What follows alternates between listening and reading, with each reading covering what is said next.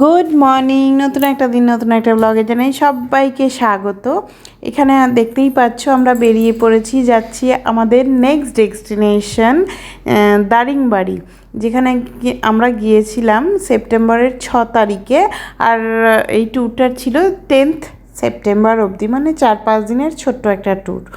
তো হাওড়া থেকে আমাদের ট্রেন ছিল, হাওড়া থেকে না সরি, আমাদের ট্রেন ছিল পাঁশকুড়া থেকে, কেননা খুব শর্ট টাইমে আমাদের এই ট্যুরের সব কিছু ঠিকঠাক হয়েছে, তাই জন্যেই হাওড়া থেকে আমরা কোনো ট্রেনের টিকিট পাইনি, যার জন্যে পাঁশকুড়া থেকে ট্রেনের টিকিট কাটা হয়েছে। দেখতেই পাচ্ছ আমরা হাওড়াতে পৌঁছে গিয়েছি। হাওড়া থেকে আমরা লোকাল ট্রেন করে গিয়েছিলাম পাঁশকুড়া স্টেশন অবধি। ওখান থেকে সন্ধ্যাবেলায় আমাদের ট্রেন ছিল।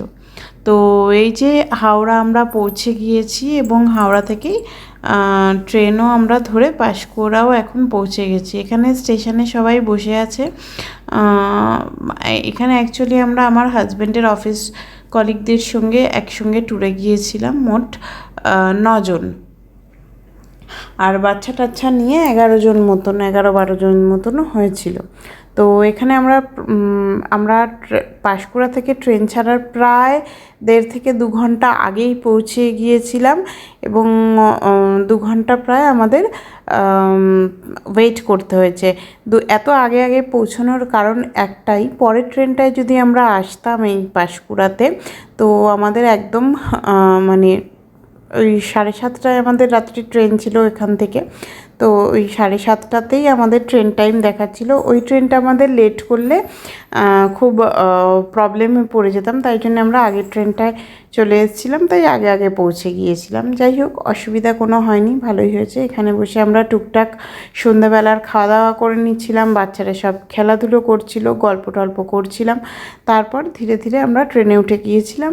তো আমাদের যাওয়ার যে ট্রেনটা, তার অভিজ্ঞতা আমাদের বেশ ভালো। ট্রেনটা খুব পরিষ্কার ছিল, ভালো ছিল, সব দিক থেকেই খুবই ভালো ছিল। এখান থেকে যেরকম আমরা এই টাইমে গিয়েছিলাম, ওখানে গিয়েও আমরা মানে বেহরামপুর স্টেশনে গিয়েও আমরা পৌঁছবো রাত্রি 3টের সময়। এটা একটা প্রবলেম। এই যে ট্রেনে আমরা উঠে পড়েছি। যাই হোক, যেটা বলছিলাম, রাত 3টে পৌঁছে আমাদের ওখানে একটা রেস্টিং রুম বুক করা হয়েছিল, দুটো অ্যাকচুয়ালি রুম বুক করা হয়েছিল, একটা মেয়েদের একটা ছেলেদের। তো সেখানেই আমরা ভোর 7টা অবধি অপেক্ষা করে তারপর আমাদের হোটেল থেকে গাড়ি আসবে, ওই গাড়ি করে আমরা ডিরেক্ট হোটেলে যাব দারিংবাড়ি। মাঝখানে দুখানা সাইট সিনও আমরা করে হোটেলে যাব। এই যে সবাই মোটামুটি ঘুরতে গিয়ে ভিডিও টিডিও করে নিচ্ছে। যাই হোক, এই যে আমরা পৌঁছে গিয়েছি তো বেহরামপুর স্টেশনে রাত 3টের সময়কার ভিডিও এটা। এই যে এই গাছটা আমরা দেখাচ্ছি তোমাদের, কারণ কি এই গাছটা খুব একটা যে বোঝা যাচ্ছে তা নয়, গাছটা বোঝাই ছিল টিয়া পাখি, ওইটাই দেখানোর একটু আধটু চেষ্টা করা হচ্ছে, যেটা কিনা হয়তো খুব একটা পরিষ্কার আসেনি ক্যামেরাতে। যাই হোক, যতটুকু আসে আর কি। এই ঘুরে টুরে সকাল হয়ে গিয়েছে মোটামুটি। আমরা সকালবেলা স্টেশন থেকে বেরিয়ে যাচ্ছি টুকটাক একটু জল ঠল কিনে। আর এখানে মেয়ে একটু বায়না করছে ওর বাবাকে কিছু কিনবে বলে। যাক, এখানে হয়ে গিয়েছে আমাদের, গাড়িও চলে এসছে বাইরে, গাড়ি দাঁড়িয়ে রয়েছে। এখানে আমাদের এখন প্ল্যান হচ্ছে একটুখানি গাড়ি করে, মানে গাড়িতে উঠেই একটু ব্রেকফাস্ট করে নেব। তার কারণ ট্রেনে আমরা একটু তাড়াতাড়ি মোটামুটি খেয়ে নিয়েছিলাম, খেয়ে দিয়ে শুয়ে পড়েছিলাম, তো সকাল সকাল খিদেও পেয়ে গেছে। তো আমরা গাড়ি থেকে রওনা হয়ে একটা সামনাসামনি স্টেশনের কাছাকাছি একটা দোকানে খেতে বসে পড়েছি ব্রেকফাস্ট। এখানে ধোসা আর উপমা নেওয়া হয়েছিল, যেই দুটোই ছিল ভীষণই টেস্টি, খুব ভালো ছিল দোকানটা, তো অসুবিধা হয়নি। এখানে আমরা খেয়ে নিচ্ছি, আর আমার মেয়েকে তো খাওয়াতে চেষ্টা করা হচ্ছে, ও তো এরকমই করে সবসময়। যাই হোক, তো খাওয়া দাওয়ার পরে আমরা আবার রওনা দিয়ে দিয়েছি আমাদের নেক্সট ডেস্টিনেশনের জন্য। এখান থেকে গিয়ে আমরা একটা সাইট সিন করবো। এখানেই একটা মন্দির, আর ওখানে একটু ভিউ পয়েন্ট আছে, ওখানটায় গিয়ে একটুখানি দাঁড়াবো, দেখবো ঠেকবো, তারপর আমরা একদম ডিরেক্ট হোটেলে পৌঁছবো। এই যে চলে এসেছি আমরা আমাদের ভিউ পয়েন্টে। এখানে আমরা কিছুক্ষণ সময় কাটিয়ে একটু রেস্ট নিয়ে মন্দির টন্দির ঘুরে আবার রওনা দেবো হোটেলের উদ্দেশ্যে। আর এখানকার ওয়েদার মোটামুটি ভালোই, এখনও পর্যন্ত একটু গরমই রয়েছে, রোদ্দুরে থাকলে বেশ ভালোই গরম লাগে। হয়তো শীতকালে মানে অ্যাকচুয়ালি দারিংবাড়ির ওয়েদার ভালো হয়, মানে সিজন টাইম হচ্ছে ডিসেম্বরে, তো আমরা গিয়েছিলাম সেপ্টেম্বরে। এখানের ওয়েদারটা এই রোদ্দুরের মধ্যে গেলে একটু গরমই লাগছিল, তবে ফ্যানের তলায় বা ছাওয়ায় মানে বেশ সুন্দর, ভাল লাগছিল, কমফোর্টেবল। কোনো এসি টেসির প্রয়োজন পড়েনি আমাদের রুমে। তো ফ্যানের তলায় হালকা চাদর গায়ে দিয়েই থাকা যাচ্ছিল, কমফোর্টেবল ওয়েদার, কিন্তু রোদ্দুরে একটু গরম লাগছিল বটে। এই যে এখানে একটা মন্দির আছে, এখানে অ্যাকচুয়ালি দুখানা মন্দির ছিল, এদিকে আর একটা, আর এর ঠিক অপোজিটে আর একটা ছিল, আর একটু এই ভিউ পয়েন্ট ছিল। এখানে আমরা একটু মন্দির টন্দির দেখে আবার রওনা দিয়েছিলাম হোটেলের উদ্দেশ্যে। মোটামুটি বেহরামপুর স্টেশন থেকে আমাদের দারিংবাড়ি হোটেল পৌঁছোতে 3 থেকে 4 ঘন্টা সময় লেগেছে এই এই সাইট সিন করে টোরে। তো আমরা অ্যাকচুয়ালি ওই দারিংবাড়ির হোটেলটায় ছিলাম হচ্ছে স্নো ক্রিক। আর আগে স্টেশন থেকে আমরা সকাল 7টায় রওনা দিয়েছিলাম। 4 ঘন্টা বলতে 11টা সাড়ে 11টার মধ্যে আমরা ওখানে পৌঁছে গিয়েছিলাম। এই যে স্নো ক্রিক হোটেলটার রিভিউ ছোট্ট করে দিয়ে দিই।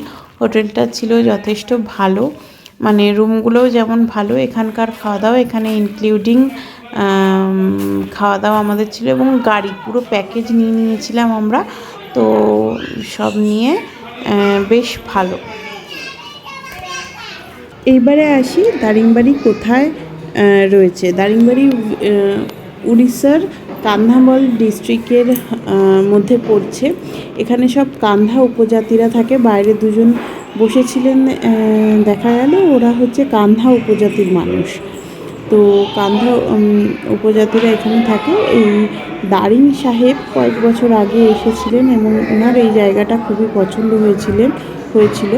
আর দারিং সাহেবের নাম অনুসারে এই জায়গাটার নাম হয়েছে দারিংবাড়ি। বাড়ি মানে এখানে গ্রামকে বোঝানো হচ্ছে। এই যে এখানে আমাদের হোটেলের খাবার দাবার, হোটেলের রুমটাও ছোট্ট করে তোমাদের দেখিয়ে দিচ্ছি। আর এই যে বললাম দারিং কান্ধামল উপজাতি বা এইসব, এগুলো আমাদের হোটেল থেকেই বলা হয়েছিল, একটু আধটু ইনফরমেশন আমাদের দেওয়া হয়েছিল, সেটাই তোমাদের সবার সাথে ভাগ করে নিলাম। এই যে হোটেলের রুম আমি ছোট্ট করে দেখিয়ে দিচ্ছি। এখানে ইলেকট্রিক কেটলি ফেটলি এবং চায়ের সরঞ্জাম সবই প্রোভাইড করা হয়েছিল, এবং এদের সার্ভিসও খুবই ভালো। তো হোটেল নিয়ে কোনো অবজেকশন নেই। এদের রুমটাও বেশ ভালো, পরিষ্কার পরিচ্ছন্ন। এই যে হোটেলের জানলা দিয়ে একটু আধটু ভিউ। এখানে যারা কাজ করে হোটেলের, তারা একটু বাংলা বা হিন্দি কম বোঝে। তারাও এই কান্ধা উপজাতিরই মানুষ। তাদেরকে একটুখানি আস্তে ধীরে করে হিন্দিতে বুঝিয়ে দিলে, ভালো করে বললে তারা কিন্তু সার্ভিস ভালোই দেয়।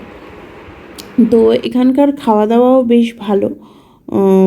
দেখালামই সব, ওই পাতায় মোড়ানো খাবার দাবার আমাদের দিয়েছিল।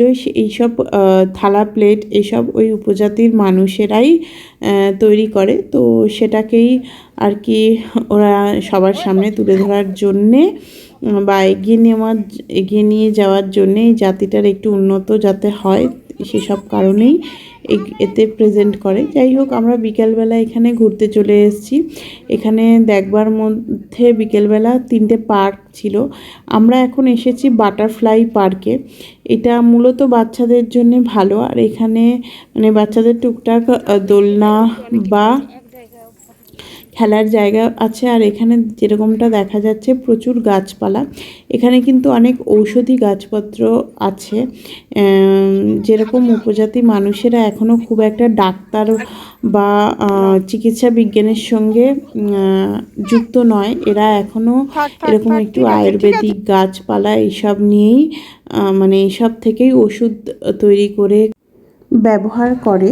তো এটা আর একটা পার্ক, হিল ভিউ পার্ক। এখান থেকে একটা পাহাড়ের ভিউ আছে আর বাচ্চাদের খেলার জায়গা। এবারে আমরা এই হিল ভিউ পার্কটায় ঢুকে যাব। তার আগে শুনে নিই বিশ্বজিৎ এখানে কি বলছে। আমরা এখন এসেছি বাটারফ্লাই পার্কে। বাটারফ্লাই পার্ক এখন বন্ধ হয়ে গেছে, দেখা হয়ে গেছে। আমরা এখন যাবো হচ্ছে কী পার্ক ওটা, hill view. Hill view park. দেখা যাক হিল ভিউ পার্কে কী আছে, যা দেখতে পারবো। বাটারফ্লাই পার্কটা কিরকম লাগলো? ভালো লাগলো। বাচ্চা মেন তো পার্ক তো বাচ্চাদের জন্য। কিন্তু বাটারফ্লাই পার্কটা বড়দের জন্য, এখানে কি ঔষধি গাছপত্র হয়। এই যে আমরা চলে এসেছি হিল ভিউ পার্ক। এখানে অনেক লাইটিং টাইটিং করা আছে, গাছপালা আছে এবং বাচ্চাদের জন্যে দোলনা ঠোলনাও আছে। আর এখানকার লাস্ট থেকে ভিউ পয়েন্ট আছে, যেখান থেকে কিনা পাহাড়ের ভিউ আছে। আর এখানে ঢুকতে ঢুকতে আমাদের প্রায় সন্ধ্যা গড়িয়ে গিয়েছিল। আমরা ওখান থেকে অ্যাকচুয়ালি বাটারফ্লাই পার্ক থেকে বেরিয়ে আমরা একটু চা টা খেয়ে তারপরে এখানে ঢুকেছিলাম। তো দেখতেই পাচ্ছ সন্ধ্যা গড়িয়ে গিয়েছিল আর বেশ সুন্দর ভিউ আমরা এখান থেকে পেয়েছিলাম। তো সেটাই তোমাদের সাথে একটু শেয়ার করছি, তোমরাও দেখো।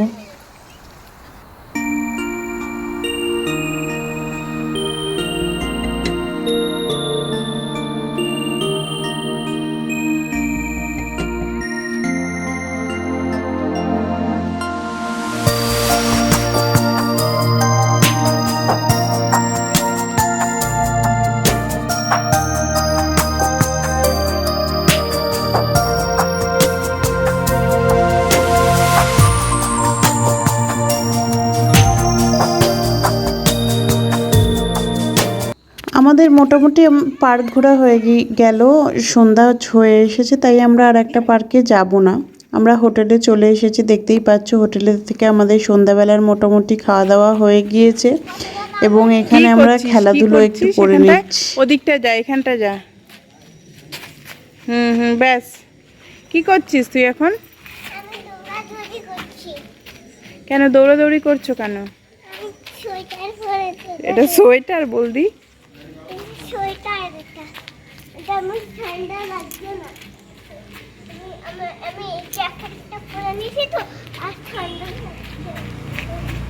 মামা আমরা কি বেড়াতে এসেছি?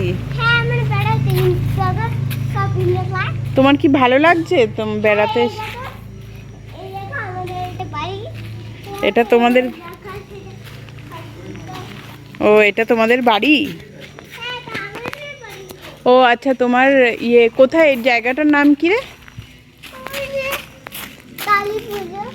কালী পুজো। দারিংবাড়ি বলো?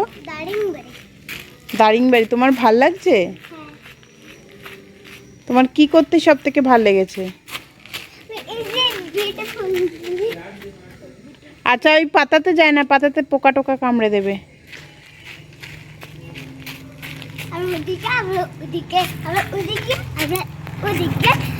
এখানে সবাই নিজের নিজের মতো সময় কাটাচ্ছিল। এখানে আমি আর আমার মাম্মাম টুকটাক একটু রিলস বানানো, ছবি তোলার চেষ্টা করছিলাম। তারপরে আমাদের ডিনার টাইম হয়ে গিয়েছিল। তো দেখে নাও কি কি খাচ্ছি। সবজি, চিকেন, আলু পরোটা তরকারি, আর এটা হচ্ছে আলু ফুলকপি ভাজা, একটা ভাজা, তার সঙ্গে সালাদ।